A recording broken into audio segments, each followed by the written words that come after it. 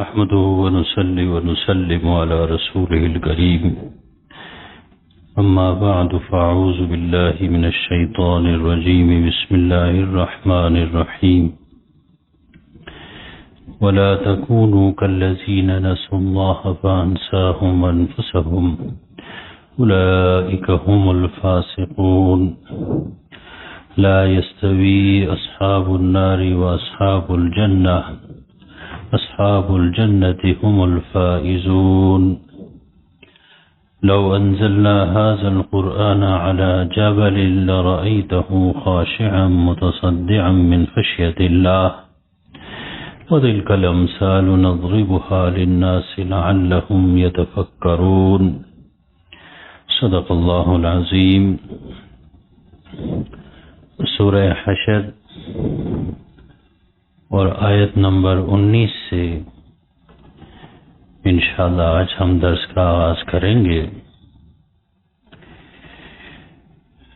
پچھلی آیت میں آیت نمبر 18 میں فرمایا تھا یا ایھا الذین آمنوا اتقوا اللہ، اے ایمان والو اللہ سے ڈرو. ولتنظر نفس ما قدمت لغد، اور ہر نفس کو چاہیے کہ اپنا جائزہ لیتا رہے کہ اس نے کل کے لیے کیا سامان آگے بھیجا ہے، کل قیامت کے دن کے لیے اپنی آخرت کی اس نے کتنی فکر کی ہے. واتقوا اللہ، اللہ سے ڈرتے رہو. ان اللہ خبیر بما تعملون، بے شک تمہارے سارے اعمال کے بارے میں اللہ کو خبر ہے. اللہ تمہارے کرتوتوں سے، تمہارے اعمال سے بے خبر نہیں ہے. آیت نمبر 19 میں فرماتے ہیں کہ وَلَا تَكُونُوا كَالَّذِينَ نَسُوا اللَّهَ، اور ایسے لوگوں کی طرح مت ہونا کہ جنہوں نے اللہ کو بلا دیا. فَأَنْسَاهُمْ أَنفُسَهُمْ، پھر اللہ نے ان کو خود اپنے نفسوں سے بلا دیا. اولئک هم الفاسقون، یہی لوگ ہیں نافرمان اور فاسق. دیکھیے یہ آیت مبارکہ میں کہا یہ جا رہا ہے مسلمانوں سے یا وَلَا تَكُونُوا كَالَّذِينَ نَسُوا اللَّهَ، تم ان لوگوں کی طرح نہ ہو جاؤ کہ جنہوں نے اللہ کو بلا دیا. خدا فراموشی کہتے فَأَنْسَاهُمْ أَنفُسَهُمْ، اللہ نے ان کو اپنے نفس بھی بلا دیے. کیا مطلب کہ خدا فراموشی کا نتیجہ ہی کیا ہے بھئی؟ کہتے ہیں خود فراموشی. دیکھیے جب بندہ یہ نہیں جانتا کہ وہ کس کا بندہ ہے، وہ خدا کا بندہ ہے یہ نہیں جانتا، کیا مطلب اللہ کو بلا دیا اس نے. تو پھر کبھی وہ کہتا ہے کہ میں بت کا بندہ ہوں، ہاں جی کبھی وہ کہتا ہے میں چاند کا بندہ ہوں، کبھی وہ کہتا ہے میں سورج کا بندہ ہوں، کبھی وہ کہتا ہے کہ میں پہاڑ کا بندہ ہوں. اب وہ اپنے آپ کو بھی پہچانتا. فَأَنْسَاهُمْ أَنفُسَهُمْ، اللہ نے ان کو اپنا آپ بلا دیا. وہ اپنی پہچان بھی نہیں رکھتے، وہ اپنے آپ کو بھی نہیں پہچانتے. اس کا نتیجہ کیا ہوتا ہے؟ خدا کوئی بولنے کی چیز ہے. اس کائنات کی سب سے بڑی حقیقت اللہ رب العزت ہے. اللہ کوئی بولنے کی چیز ہے. اس لیے وہ عربی کا وہ مشہور شعر ہے شاعر کا کہ من کل شیء اذا ضیعته عوض، کہتے ہیں کہ جو بھی چیز تمہارے ہاتھ سے نکل جائے، ضائع ہو جائے، اس کا متبادل موجود ہے. ٹوپی گم ہو گئی تو دوسری ٹوپی آ جائے گی، اینک گم ہو جائے تو دوسری اینک آ جائے گی. کہتے فما من اللہ ان ضیعتہ عوض، کہتے ہیں کہ اگر اللہ ہاتھ سے نکل گئے دوسرا اللہ کوئی نہیں ہے. اس لیے اللہ کوئی بلا دینے والی چیز ہے. اللہ کو بلا دینے کا مطلب یہ ہے کہ اللہ رب العزت کے دین کی طرف متوجہ نہ ہونا. جب ہم یہ فیصلہ کرتے ہیں اپنی زندگی میں کہ میرا رب اللہ ہے، میرا خالق اللہ ہے، بھولتے نہیں ہیں، تو پھر یاد رکھیے اس کے بعد جو بھی قدم اٹھاتے ہیں وہ قدم درست ہوتا ہے، اللہ کی طرف جانے والا قدم ہوتا ہے. جب ہم اس بات کو بھول جاتے ہیں کہ اللہ ہمارا خالق ہے، اللہ کو بھول جاتے ہیں اللہ ہمارا رب ہے، اللہ ہمارا مالک ہے، اللہ ہمارا بادشاہ ہے، بھول جاتے ہیں، تو اس کے بعد پھر کیا ہوتا ہے کہ بھئی یاد رکھیے اس کے بعد پھر کبھی بت کے سامنے جھک جاتے ہیں، کبھی سورج کے سامنے جھک جاتے ہیں، کبھی جو ہے نا بھئی چاند کے سامنے جھک جاتے ہیں، کبھی کچھ کرتے ہیں کبھی کچھ کرتے ہیں. کہتے ہیں نا کہ اگر وہ جو کہا کہ خشت اول چون نہد میں مارے کج تا سریا می رود دیوار کچ. پہلی اینٹ غلط رکھی گئی، ٹیڑھی رکھی گئی، تو پھر جو ہے نا بھئی آسمان تک بھی دیوار بنائیں گے تو دیوار کیا ہوگی؟ ٹیڑھی ہوگی. یہ پہلی اینٹ ہے کہ بندہ یہ سمجھ لے میں کس کا بندہ ہوں. اس کے بعد پھر جو ہے نا سارے کام کیا ہو جائیں گے؟ ٹھیک ہو جائیں گے. اور جب وہ یہی نہیں سمجھتا کہ میں اللہ کا بندہ ہوں، میں کس کا بندہ ہوں، یہ پہلی بات جو اس کو یاد نہیں رہی، تو اس کے بعد پھر وہ بھٹکتا رہتا ہے. اس کی زندگی کوئی بھی جو ہونا راہ راست پہ نہیں ہوتی، کبھی ادھر بھاگتا ہے کبھی ادھر بھاگتا ہے. 60-70-80 سال کی زندگی پوری ہو جاتی ہے بھٹکتے بھٹکتے، کیونکہ اس کو اپنے اصل کا پتہ نہیں ہے کہ میں کس کا بندہ ہوں. اس لیے جہاں بھی آپ کہتے ہیں نا کہ حضرت عیسیٰ علیہ السلام کے بعد سے بھی جب پوچھا کہ چھوٹے تھے گود میں تو کون ہے، ان کا انی عبداللہ، میں کیا ہوں؟ اللہ کا بندہ ہوں. اللہ کا بندہ ہوں. اسے بندہ یہ عقیدہ، یہ سوچ فکر مضبوط کرے کہ میں اللہ کا بندہ ہوں، تو پھر ہمیشہ بندہ بن کر رہے گا. اگر اس چیز کو بھلا دے وہ، تو پھر یاد رکھیے وہ کبھی بت کا بندہ بن کر رہے گا، مزہ نہیں آئے گا. تو پھر کبھی سورج کا بندہ بن کر رہے گا، مزہ نہیں آئے گا. پھر کبھی بھٹکتا رہے گا. اور سورج آج کل تو سورج کا یا بدھ کا بندہ نہ بھی ہو، ویسے ہیں ہمارے سامنے ہندوستان میں ہی ہیں سارے بدھ کے سامنے جو ہے نا جھک جاتے ہیں. اگر یہ فیصلہ نہ کرے، دماغ میں یہ بات نہ بٹھائے کہ میں اللہ کا بندہ ہوں، پھر وہ کیا ہوگا؟ اپنے نفس کا بندہ بن کے زندگی گزارے گا بھائی جان. پھر اپنے خواہشات کا بندہ بن کے زندگی گزارے گا. قرآن پاک میں یہ آیا نہیں، افرأیت من اتبع الہہ ہواہ. کیا آپ نے اس بندے کو نہیں دیکھا کہ جس نے اپنے خواہشات نفس کو اپنا معبود بنایا ہوا، خدا بنایا ہوا ہے؟ دنیا کی یہ لذتیں، شراب بھی پیتا ہے، زنا بھی کرتا ہے، فلاں بھی کرتا ہے، کوئی جو ہے نا یاد رکھیے چیز چھوڑتا، نفس جس طرف بھٹکا دے اس کو لے جائے، پھر نفس کا بندہ بن جاتا ہے.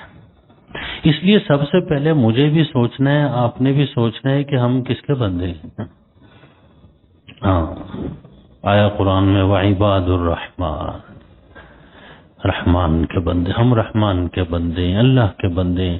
الذین یمشون علی الارض ہونا، کہ جو زمین پر چلتے ہیں تو عاجزی کے ساتھ چلتے ہیں. اب دیکھیں نا رحمان کا بندہ، رحمان بہت بڑے، اس کی عظمت کے سامنے پھر ہماری کوئی حیثیت، عاجزی خود ہی آ جاتی ہے. کہتے ہیں نا دماغ ٹھیک ہو تو سب کچھ کیا ہو جاتا ہے. اسی کو ہمارے ہاں کہتے ہیں عقیدہ ٹھیک ہو تو سارے کام ٹھیک ہو جاتے ہیں. وہ دماغ ٹھیک ہونا جسے کہتے ہیں. رحمان کے بندے، وعباد الرحمن، رحمان کے بندے کون ہیں؟ الذین یمشون علی الارض ہونا، عاجزی کے ساتھ چلتے ہیں. وَإِذَا خَاطَبَهُمُ الْجَاهِلُونَ قَالُوا سَلَامًا، کوئی جاہلوں سے واسطہ پڑے الجھتے نہیں ہیں اور ان کو سلام کر کے آگے نکل جاتے ہیں. اپنا وقت ضائع بڑے بڑے جاہلوں سے واسطہ پڑتا ہے، مسجدوں میں پڑتا ہے مسجدوں میں پڑتا ہے، ایسے لوگوں سے واسطہ نہیں، سلام کر کے بھائی ٹھیک ہے. الجھتے نہیں، وقت ضائع نہیں کرتے ایسے لوگوں کے ساتھ جن کو پتہ ہی کوئی نہیں. رحمان کے بندے کبھی اپنا وقت ضائع نہیں کرتے. اس لیے پہلے یہ دیکھنا، اس لیے کہا کہ بھئی خدا فراموشی کا نتیجہ کیا ہے؟ خود فراموشی. پھر نفس کا بندہ، خدا پتہ ہمیں پتہ نہ ہوگا ہم کس کے بندے ہیں، پھر نفس کے بندے بن جائیں گے. خواہشات نفس کو ہم اپنے جو ہے نا بھئی معبود بنا کے اس کے پیچھے چلتے رہیں گے. اس لیے سب سے پہلے خدا یاد رکھیے، خدا شناسی. پہلے زمانہ اچھا ہوا کرتا تھا جی، تو ہندوستان میں یہ انگریزوں کے دور میں ہندوستان پاکستان بننے سے پہلے ایک میلہ لگتا تھا ہندوستان میں، اس میلے کا نام ہی میلہ خدا شناسی. وہاں پر ہندو پنڈت آتے تھے، عیسائی آتے تھے، مسلمان آتے تھے. مسلمانوں کی طرف سے مولانا قاسم نانوتوی رحمۃ اللہ علیہ جو دیوبند کے محتمم تھے، وہ سارے مسلمانوں کی طرف سے وہ جانتے تھے. مناظرہ ہوتا تھا، بحث ہوتی تھی مذہبی حوالے سے. اور کمال کی بات یہ لکھا ہے کہ ہر سال مناظرہ ہوتا تھا اور مولانا قاسم نانوتوی رحمۃ اللہ علیہ جیت کر آتے تھے. میلہ خدا شناسی. اب ہمارے ہاں کون سے میلے ہوتے ہیں قریش صاحب؟ میلہ اسپاں و مویشیاں. کوئی خدا شناسی کی کوئی مجلس ہی نہیں. اب آگے اور میلے ہوں گے، میلہ اسپاں و مویشیاں و کھوتا. بھئی کوئی خدا شناسی کی بھی مجلس ہو. یہ دیکھیں ہم چھوٹی سی مجلس ہم سجاتے ہیں اتوار والے دن، جمعے والے دن. یہ میلہ خدا شناسی، اس کی قدر کرنی چاہیے. اس میں حاضری کو جو نا بھائی میں تو کوشش کرتا ہوں کہ میری غیر حاضری نہ ہو. طبیعت کوئی ناساز بھی ہو میں آ جاتا ہوں تاکہ یہ خدا شناسی کی چھوٹی سی مجلس کیا ہو جائے، قضا نہ ہو جائے. کم از کم 7 دن میں تو 2 دن ہی ہوتے ہیں، جمعہ ہوتا ہے، یہ خدا شناسی کی مجلس ہوتی ہے. باقی دنوں میں تو ہم جو نا پیسہ شناسی پیسے بنا رہے ہیں، اور میں بھی آپ بھی دوڑ دھوپ میں لگے ہوتے ہیں. اتوار کا دن ہوتا ہے، کوئی آدھا گھنٹہ ہم خدا شناسی کے لیے لگاتے ہیں کہ ہم بندے کس کے، ہم نفس کے بندے نہیں. الحمدللہ ہم خواہشات نفس کے بندے نہیں، ہم کسی بت کے بندے نہیں، کسی چاند ستارے کے بندے نہیں. الحمدللہ ہم کن کے بندے؟ اللہ کے بندے. کم از کم اس مجلس میں یہ بات تو ضرور ہوتی ہے، خدا شناسی کی مجلس ہے، محفل ہے. یہاں کچھ یاد رکھیے کوئی دنیاوی غرض کے لیے تو ہم یہ محفل سجاتے ہی نہیں ہیں، نہ بیٹھنے والے نہ بٹھانے والے. تو یہ چھوٹی سی ہماری الحمدللہ اللہ اس میں برکت دے دی. یہ ہماری اس خدا شناسی کی جو محفل ہے اللہ اسے قبول فرمائے. کچھ بھی ہو جائے، میں بتایا نا آپ کو، میں کوشش کرتا ہوں، طبیعت ناساز بھی ہو میں پہنچ جاتا ہوں کوشش کر کے. کبھی سواری نہیں ملتی، کبھی یہ ہوتا ہے کبھی وہ ہوتا ہے، تو میں نے تو کہا ہوا ہے کہ بھائی پیدل آنا پڑا تب بھی آ جاؤں گا. مسلم ٹاؤن کوئی جامع شفیع کوئی اتنا دور نہیں، ہم آدھا پونے گھنٹے میں پہنچ جائیں گے. ہم تو جب اپنے علاقے میں چترال میں ہوتے تھے وہ آدھا گھنٹہ وغیرہ کے سفر تو ہم پیدل ہی کرتے. اب لاہور میں آ کے پھر مزے ہو گئے، 2 قدم میں بھی سواری کے بغیر نہیں ہلتے. تو بہرحال یہ گزارش یہ کر رہا ہوں، خدا شناسی، خدا پرستی، یہ چیزیں کہ بھئی ہمیں پتہ ہم کن کے بندے ہیں، ہم نے عبادت کس کی کرنی یہ پتہ ہونا چاہیے. خدا پرستی ہمارے ہاں تو بھائی کہتے ہیں وطن پرستی، قوم پرستی. بھائی مسلمان کبھی قوم پرست نہیں ہو سکتا، مسلمان کبھی جو ہونا کیا نہیں ہو سکتا، وطن پرست نہیں. ہاں وطن دوست ہو سکتا ہے. کیا ہو سکتا ہے وہ ایسے صاحب وطن دوست ہو سکتا ہے، وطن سے محبت کر سکتا ہے، وطن کی پرستش اور عبادت اللہ کے علاوہ کسی کی نہیں کر سکتا۔ ہمارے ہاں الفاظ بھی غلط مشہور ہو گئے ہیں، وطن پرست، قوم پرست۔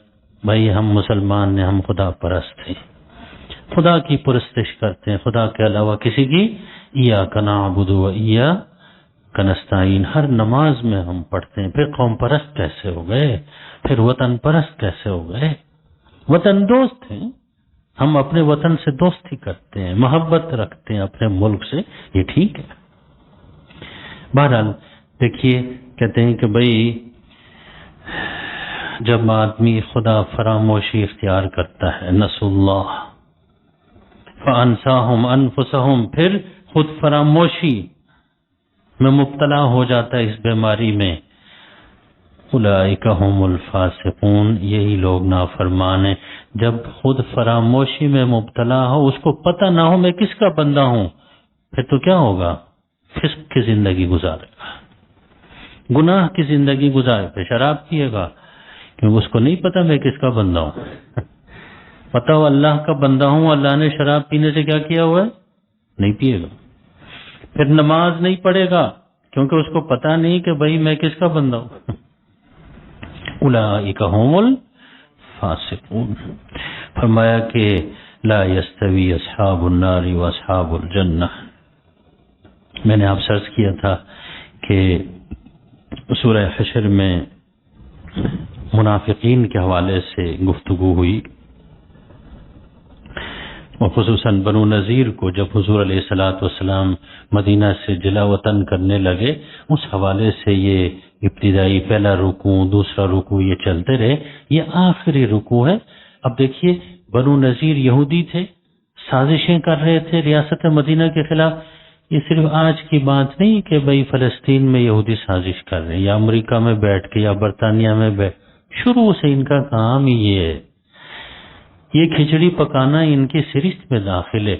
اس لیے غیر المغضوب علیہم ولا الضالین، یہودیوں کے بارے میں حضور نے فرمایا مغضوب علیہم ہیں یہ لوگ، کون ہیں؟ جن کے اوپر اللہ کا غضب ٹوٹا، جن کے اوپر اللہ غصے ہوئے، اتنے غصے ہوئے کہ ان کی شکل مسخ کر دی، بندر بنا دیا، خنزیر بنا دیا۔ اس سے زیادہ غصہ ہو سکتا ہے کہ جو ڈھانچہ ہم نے تمہیں دیا وہ بھی تم اس کے اہل بھی نہیں رہے، واپس لے لیا۔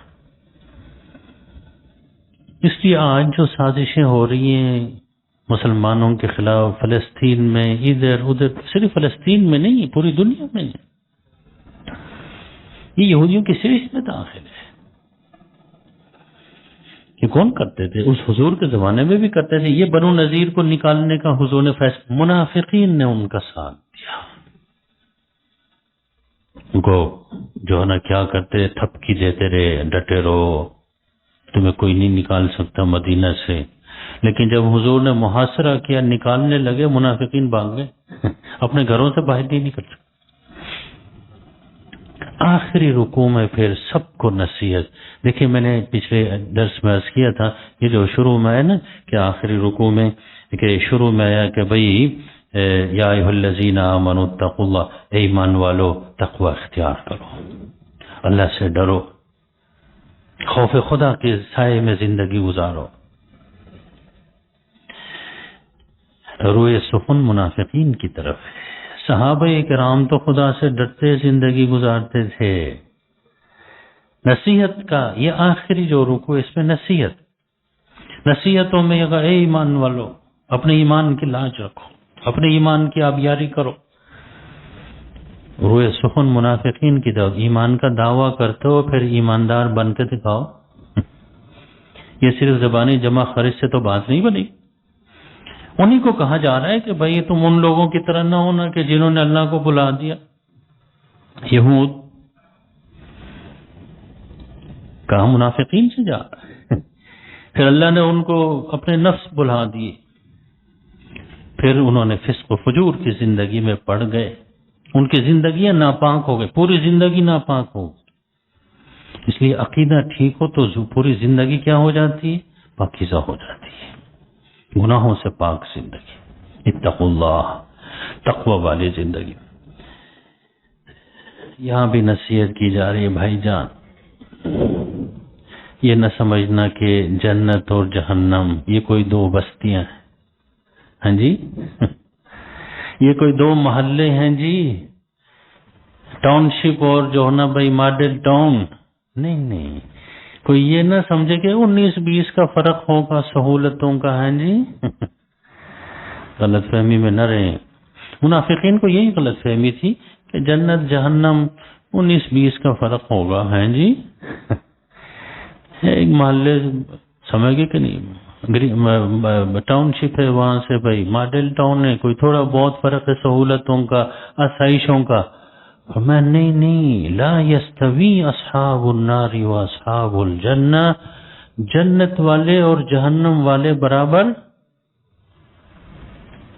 کتنا فرق ہے. کہتے ہیں بھئی جتنا فرق رحمت اور زحمت میں ہے اتنا فرق ہے. ابدی زحمت، ابدی تکلیف جہنم میں، ابدی رحمت، ابدی آسائش ہے کہاں پر؟ جنت میں. یہ 19-20 کا فرق نہیں ہے، بہت بڑا فرق ہے. یہ دونوں برابر، جنت والے اور جہنم والے برابر نہیں ہو سکتے. اس لیے یہ نہ سوچنا، اس لیے ہمیشہ جنت والا بننے کی کوشش کرنا، جنتی بننے کی کوشش کرنا، جنتیوں والا کام کریں. ایک کام بھی، کیونکہ جہنم تو ایسی جگہ ہے، یہ 19-20 کا فرق نہیں ہے، ایک محلہ یا ایک جو نا بھائی دوسرے محلے کا فرق نہیں ہے. صوبے دوسرے صوبے کا، تھوڑا پسماندہ صوبے میں چلے گئے ہیں جی، تھوڑے ترقی یافتہ صوبے میں، ایسا نہیں ہے. یہ ابدی زحمت اور ابدی رحمت کا معاملہ ہے. اس لیے کوئی جہنمیوں والی کوئی چھوٹی سی بھی حرکت تم سے سرزد نہیں ہونی چاہیے. چھوٹی سی بھی غلطی جو جہنم میں لے جائے، ایسی غلطی نہیں ہونی چاہیے. اس لیے مولانا اشرف علی تھانوی رحمۃ اللہ علیہ ہمیشہ جب دعا کرتے تھے تو فرماتے تھے کہ یا اللہ میرے اعمال، میری نیکیاں اس قابل تو نہیں کہ میں آپ سے جنت مانگ سکوں. یہ جو بن گئے جو نا سرپرست اعلیٰ تھے مولانا اشرف علی تھانوی رحمۃ اللہ علیہ، جامع اشرفیہ جن کے نام پہ بنائے، فرماتے تھے کہ میں بڑا نالائق گنہگار آدمی ہوں. اور کتنے یاد رکھیے کتنے نالائق تھے. کبھی میں ان کی نالائقیاں آپ کو بتاؤں نا، روزانہ 10 سپارہ قرآن پڑھتے تھے. کتنا؟ کہتے میں بڑا نالائق آدمی ہوں. اس نالائق کے مقابلے میں ہم جو لائق ہیں اپنا اندازہ لگے. ہزاروں مرتبہ درود شریف پڑھتے تھے نالائق آدمی. اپنے آپ عاجزی کسے کہتے ہیں نا علماء یہ ہیں جی، علماء یہ. آپ نے تو علماء دیکھے نہیں، وہ اخبار میں جو آتے ہیں میرا خیال ہے وہ علماء نما یا ٹی وی میں آتے ہیں، آپ نے وہ دیکھے؟ صحیح علماء 1400 کتابیں لکھی، کتنی نالائق آدمی. کہتے میں بڑا نالائق ہوں. 1400، اور وہ بھی ایسی نہیں کہ تفسیر بیان القرآن دیکھیں، اتنی بڑی تفسیر ہے، پورے قرآن کی تفسیر لکھی. کہتے یا اللہ میں بڑا نالائق ہوں. امداد الفتاوی دیکھیں، 1400 کتابیں لکھنے کے بعد کہتے ہیں یا اللہ میں بڑا نالائق ہوں، جنت کے لیے میرے پاس کوئی سکہ کوئی نوٹ نہیں ہے. یا اللہ صرف اتنی بات ہے کہ جہنم کی آگ کو میں برداشت نہیں کر سکتا، مہربانی فرما دیں. فرماتے ہیں جنت تو نہیں مانگتا، جنتیوں کے جوتوں میں جگہ دیتے تاکہ جہنم سے میں بچ جاؤں، اس عذاب کو میں برداشت نہیں کر سکتا. اندازہ لگائیں ہم دیکھیں روزانہ 10 سپارہ قرآن پڑھتے ہیں، کہتے میں بڑے نالائق آدمی، اللہ معاف فرما دے. ہم 1 سپارہ پڑھتے ہیں. میں اپنی بات کرتا ہوں، آپ کی تو نہیں بات کرتا، آپ ناراض ہو جائیں گے. مقتدی ناراض ہو گئے پھر گئے. آپ کی نہیں بات، اپنی بات کرتا ہوں. 1 سپارہ پڑھتے نہیں. کتابیں کتنی؟ انہوں نے 1400 لکھی، میں نے صرف 3 کتابیں لکھی اور ایک کتاب میں لکھنے میں، چوتھی کتاب اب چل رہی ہے، کتنا وقت لگتا ہے، کتنی محنت لگتی ہے، 1400 کتاب. اور ہم لائقوں نے کتنی کتابیں لکھی ہیں؟ 3 کتابیں چھوٹی چھوٹی، وہ بھی، اور انہوں نے 1400 کتابیں لکھی. کہتے ہیں جنتیوں کے جوتوں میں، کیونکہ جہنم کی آگ کو میں برداشت نہیں کر سکتا. کوئی ہے جو جہنم کی آگ کو برداشت کر سکے؟ کوئی نہیں کر سکتا. اس لیے ہم تو یہی دعا کرتے ہیں کہ یا اللہ اپنی رحمت کا معاملہ فرما. اس لیے کوئی چھوٹی سی بھی ایسی غلطی نہیں ہونی. ہمارے ہاں تو کہتے ہیں نا، بحث کرتے ہیں یہ گناہ صغیرہ ہے، یہ گناہ کبیرہ ہے. ایک بزرگ کی بات مجھے بہت اچھی لگتی ہے، اللہ کی نافرمانی تو نافرمانی ہوتی ہے. کیا ہوتی ہے؟ اب یہ چھوٹی نافرمانی، درمیانی نافرمانی، بڑی نافرمانی، یہ نہیں. دیکھو کس کی نافرمانی ہے، وہ بہت بڑے، اللہ کی نافرمانی. چھوٹی سی چھوٹی نافرمانی بھی کیا ہے بھائی، اس کو ہم برداشت افورڈ نہیں کر سکتے. کسی کو نہیں، لا یستوی اصحاب النار و اصحاب الجنہ، جنت والے اور جہنم والے برابر. اچھا، ایک یہ آیت مجھے بڑی جو ہے نا، میرے دل کے اوپر اس کا اثر ہوتا ہے کہ جنت والے جہنم والے برابر نہیں ہیں. جنت میں تو ساری آسائشیں، سہولتیں، وَلَكُمْ فِيهَا مَا تَشْتَهِي أَنفُسُكُمْ وَلَكُمْ فِيهَا مَا تَدَّعُونَ. جو مانگو گے وہ بھی، اور جو دل میں خیال پیدا وہ چیز بھی مل جائے گی. دیکھو 70 غلام، 70 کنیزیں ملیں گی بھائی، غلمان اور جو نا حوریں خدمت کے لیے. بھائی دیکھو یہاں کس کے پاس ہیں اتنے غلام، اتنی کنیز؟ کتنے 5.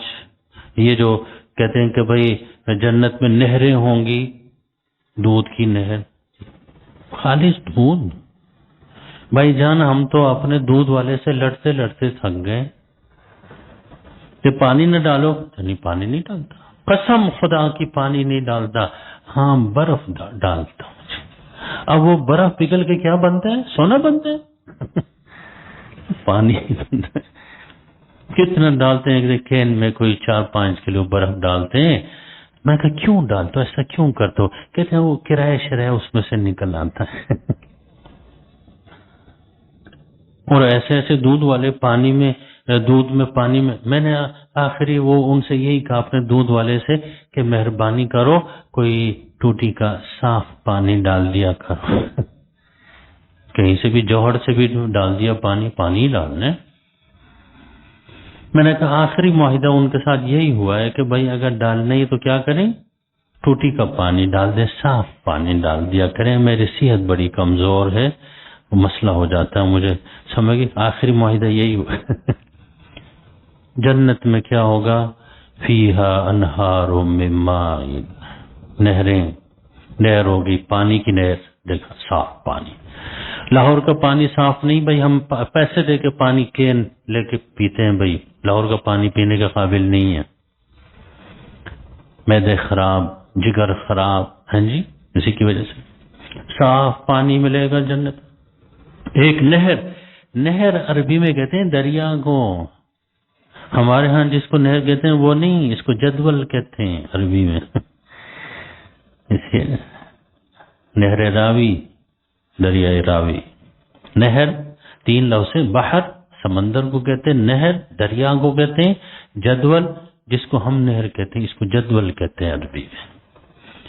دودھ کی نہر، دودھ دریا، خالص دودھ. شہد پتہ کر لینا. میں چترال گیا ہوا تھا، قریشی صاحب وہاں، میں نے کہا خالص جنگل کا شہد ہو مجھے چاہیے.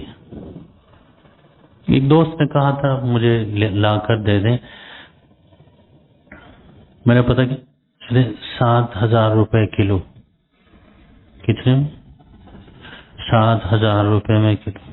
اور وہ بھی کافرستان میں کیلاش قبیلے کے ایک آدمی کے پاس ہے، وہ ملاوٹ نہیں کرتا جی. باقی سارے دوسری چیزیں ملا دیتے. کہتے ہیں وہ اس کے پاس وہ توڑ کے جو ہے نا بھائی موسم میں اس کے پاس جائیں تو جتنا آپ لے لیں، ان کے پاس جنگل، ان کے پاس وہ جنگل میں ایک تو نا وہ ڈبے میں، وہ نہیں جنگل کا چھوٹی مکھی 7,000 روپے کلو، اور جنت میں نہر شہد ہاں جی دریا، دودھ پانی شہد اور شراب کی نہر، شراب کا دریا۔ اور جہنم میں جب جہنمی پانی پینے کے لیے مانگیں گے تو کیا ہوگا بھائی؟ وَسُقُوا مَاءً حَمِيمًا، کہتے ہیں گرم کھولتا ہوا پانی ملے گا پینے کے لیے۔ وہ پئیں گے تو جسم کے پیٹ کے اندر معدہ، جگر، آنت وغیرہ یہ سب باہر نکلیں گے اس کی حرارت کی وجہ سے۔ تو کیا لا یستوی اصحاب النار و اصحاب جنت والے اور جہنم والے برابر نہیں، لا يموت فیہا ولا یحیا، کہتے ہیں جہنم میں بندہ نہ جیے گا نہ مرے گا، کیونکہ یہاں تو آدمی کہتے ہیں نا مر جائے تو جان چھوٹ جائے گی، کہتے ہیں وہاں مرنا بھی نہیں ہوگا۔ لا يموت فیہا ولا یحیا، نہ جیے گا نہ مرے گا، تو کیا برابر ہو سکتے؟ وَلَا يَسْتَوِي أَصْحَابُ النَّارِ وَأَصْحَابُ الْجَنَّةِ، فرمایا اصحاب الجنت هم الفائزون، جنت والے وہی فلاح اور کامیابی پانے والے لوگ ہیں۔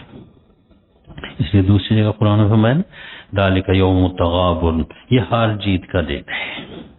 جو قیامت کا دن جیت گیا، جنت میں چلا گیا، جیت گیا، ہمیشہ کے لیے کامیاب ہو گیا۔ اولئک هم الفائزون۔ کہتے ہیں کہ حضور پاک صلی اللہ علیہ وسلم سے نصیحت کی جا رہی ہے۔ ہم دیکھیں حضور دعوت دیتے ہیں، تبلیغ کرتے ہیں، قرآن پیش کرتے ہیں، مسلمان نہیں ہو رہے لوگ، اثر نہیں ہو رہا، ہمارے یہاں بھی اثر نہیں ہوتا۔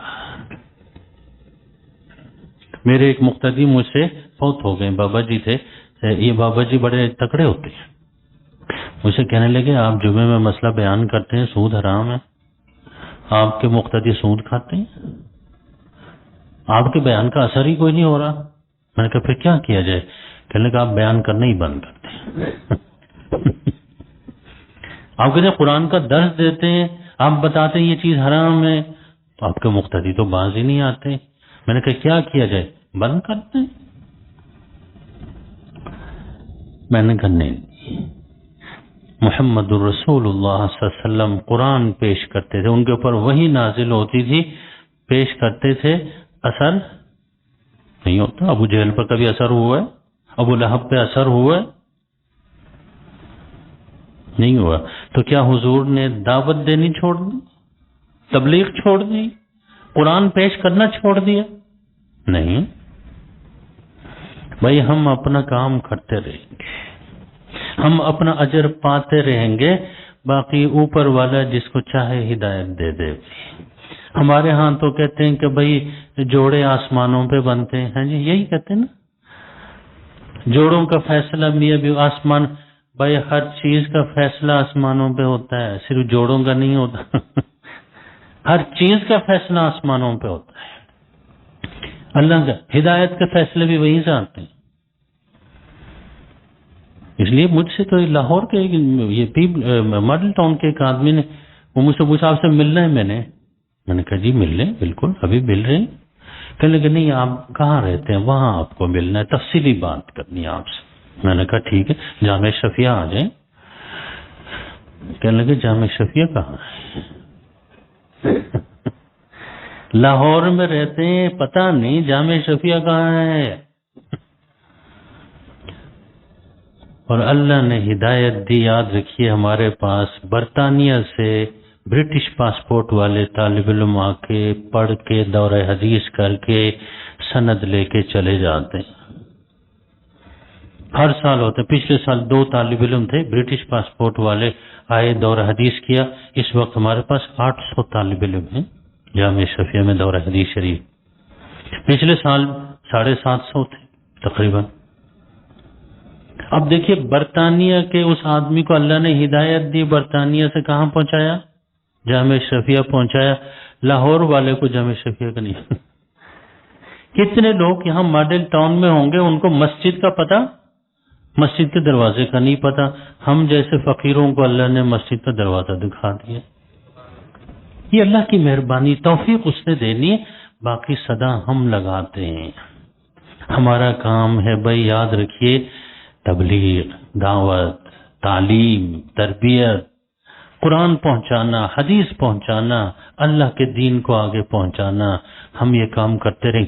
بات ہو رہی تھی کہ حضور پاک صلی اللہ علیہ وسلم بھی سوچتے تھے کہ اثر کیوں نہیں ہو رہا. اللہ نے فرمایا نہ آپ کی دعوت میں کوئی کمزوری ہے اور نہ جو قرآن اللہ نے نازل کیا اس میں کوئی خامی ہے. خامی کوتاہی اگر ہے تو سننے والوں میں ہے. فرمایا کہ یہ جو قرآن آپ کے اوپر نازل کر رہے ہیں اتنا عجیب کلام ہے کہ کہتے ہیں کہ اگر ہم یہ قرآن پہاڑ پہ بھی نازل کرتے اتارتے اور پہاڑ کے اندر سمجھنے کی اور سوچنے کی صلاحیت ان کو پہاڑوں کو دیتے تو وہ پہاڑ جھک جاتے. جیسے انسان رکوع میں جھک جاتا ہے، سجدے میں. اور لیکن نا قرآن پڑھتے ہوئے قیام میں کیا ہوتا ہے؟ قرآن پڑھتا رہتا ہے. جب تلاوت ختم ہوتی ہے تو اس کا مطلب یہ ہے کہ قرآن پڑھتے ہوئے انسان کے اندر عاجزی آنی چاہیے، جھک جائے رکوع کا. وہاں سے آگے اور عاجزی آ جائے اور سجدے میں چلا جائے. اس لیے قرات کے بعد رکوع رکھا گیا. سورہ فاتحہ پڑھتے ہیں اتنا اثر دل پر ہونا چاہیے آدمی بے ساختہ جھک جائے، رکوع کر لے، اللہ اکبر کہتے ہوئے، اعلان کرتے ہوئے کہ اللہ بہت بڑے. فرمایا کہ پہاڑ کے اوپر نازل کرتے قرآن کے اندر اتنا اثر ہے کہ پہاڑ بھی کیا ہو جاتا، جھک جاتا. یہ کتنا اونچا پہاڑ ہے، کیٹو پہاڑ اتنے 1000 فٹ بلند، اور ہم کتنے بلند ہیں؟ 5 فٹ. فرمایا پہاڑ جھک جاتے. اور فرمایا کہ اس کے اندر اتنی تاثیر ہے اللہ کے کلام کے اندر کہ اللہ اپنے کلام کے ذریعے سے جو ذمہ داریاں دے رہے ہیں پہاڑ بھی ان کو سمجھ لے تو ریزہ ریزہ ہو جائے. تمثیل کے ذریعے سے، مثال کے ذریعے سے، مانوی چیز، مادی چیز کی مثال کے ذریعے سے سمجھائی جاتی ہے. اس کا مطلب یہ ہے کہ نہ آپ کی تبلیغ میں دعوت میں کوئی کمی ہے اور نہ ہی قرآن جو دعوت کا مواد ہے اس کے اندر کوئی کمزوری ہے. یہ کافر اور مشرک ہیں، منافق ہیں کہ ان کے دل جو ہے نا پہاڑ اور پتھر سے بھی زیادہ کیا ہو چکے ہیں؟ سخت ہو چکے ہیں. اس لیے قرآن میں دوسری جگہ فرمایا الم یأن للذین آمنوا ان تخشع قلوبهم لذکر اللہ وما نزل من الحق. کیا وہ وقت نہیں آیا ایمان والوں کے لیے کہ جو اللہ کے ذکر، اللہ کی یاد دہانی اور قرآن جو نازل ہوا اس کی وجہ سے ان کے دل کیا ہو جائیں؟ نرم ہو جائے، جھک جائے. اثر ہوتا ہے، قرآن کا بھی اثر ہوتا ہے، حدیث کا اثر ہوتا ہے. ہمارے گناہ اتنے زیادہ ہو چکے ہوتے ہیں کہ ہمارے دل سخت ہو چکے ہوتے ہیں، اس لیے اثر نہیں ہوتا. اگر ہمارے دل کے اندر تقوی آ جائے تو قرآن سے دل پھٹ جائیں. پورا رمضان قرآن سنتے ہیں، ہاں جی، اور جو ہے نا رمضان کے بعد پھر سودی لین دین کرتے ہیں کیونکہ بھئی آج کیا نہیں ہوا، قرآن کے سامنے جھکے نہیں. ایسی مثال. کیوں؟ ہم قرآن کو پڑھتے ہیں ثواب کے لیے، ثواب مل جاتا ہے، ترجمہ سمجھنے کے لیے بس سمجھ آ جاتا ہے. لیکن یاد رکھیے عمل کی نیت سے کریں گے اللہ کی عمل کی توفیق ہوگی. اور پھر اللہ تک پہنچنے کے لیے قرآن کو پڑھیں گے تو پھر کیا ہوگا؟ عاجزی آ جائے گی، جھکیں گے اللہ کے سامنے. اللہ کے سامنے جھکنے کا مطلب یہ ہے کہ اللہ کے احکام کے سامنے جھک جانا. اللہ کے احکام کے سامنے کوئی تکبر نہیں کرنا. اللہ کا حکم ہے شراب نہ پئیں، بالکل نہ پئیں. پھر اس میں یہ نہ ڈھونڈیں کہ اس میں کیا فائدہ ہے جی. نماز پڑھیں، جھک جائیں اللہ کے حکم کے سامنے بھائی، پھر تکبر نہ کریں.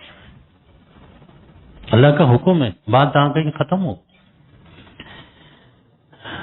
دعا یہ فرمائیں کہ اللہ رب العزت ہمارے دلوں میں نرمی پیدا فرمائے، ہمارے دل قرآن اور حدیث کو سن کر جھک جائیں،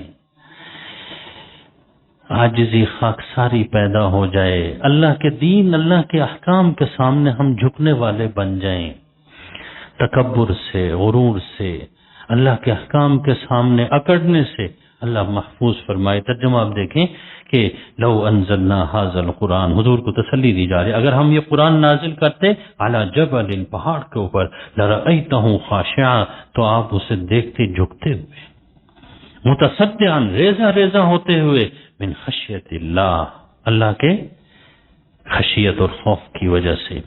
وَتِلْكَ الْأَمْثَالُ نَضْرِبُهَا لِلنَّاسِ، یہ مثالیں ہم لوگوں کو بیان کرتے ہیں، لَعَلَّهُمْ يَتَفَكَّرُونَ، تاکہ وہ اپنے بارے میں سوچیں کہ وہ پہاڑ کی طرح جو ہے نا پتھر کی طرح سخت تو نہیں ہوئے کہ ان کے دلوں کے اوپر اثر کیوں نہیں ہو رہا۔